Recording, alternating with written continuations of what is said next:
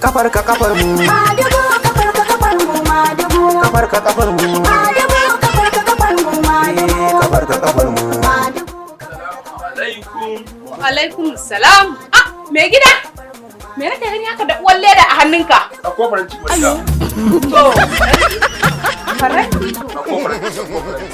Jora kuwa. Gashi. Kawo leda. Uwar gida wannan farantin yayi kaɗan. Ako babban faranti ako. Ce abu babba ne. An yi farantuka.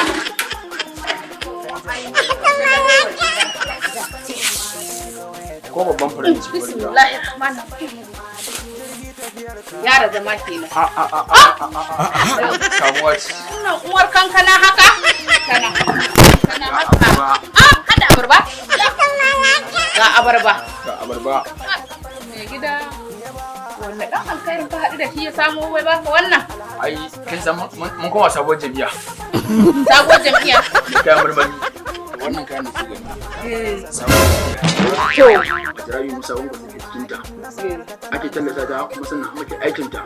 Kuma 2020 in Allah ya yarda za mu zaɓi Abba Kabiru su a gwamnatin jihar Kano. Insha Allah. Za mu zaɓi Rabi Musa wanda so a sama. Kai! Najeriya. Jami'ar da ɗan Musa Rabi Musa wanda sai kawo Najeriya. NNPP. Domin sharewa talakawan Najeriya. Ni ma ƙuri'a ta tahi ce. Yan sa mata kai. Ba sai ka faɗa ba yanzu ma kuwa. Kuma na ji daɗi wallahi. New Nigerian People Party. Kun ga kayan marmari. Jam'iyya mai kayan marmari. Sa mata kai. Ayo. Kai alhamdulillah gaskiya da mun san na je wajen likita. Yace in samu kayan marmari na rika dan sha. Kuma hali ne saka. Ai yanzu mun dinga sha kenan. A'a wallahi. Mun dinga sha kenan. Ba iyakaci. Ai sai ha illa masha Allah. Haka da rabu sai su je shi. Kai ko mace da bata ba da jini ni din nan zan yi ba da jini. In dan na san wayan nan.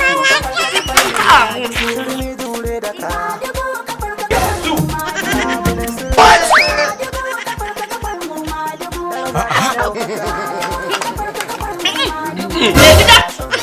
Ai ba haka ake ba. Ni ka san likita ya ke ringa shaya za ka shanye mai gida. Kana samuwa a waje.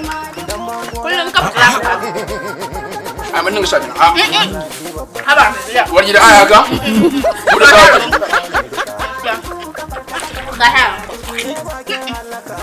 Ba a ta gida. Kayan marmari.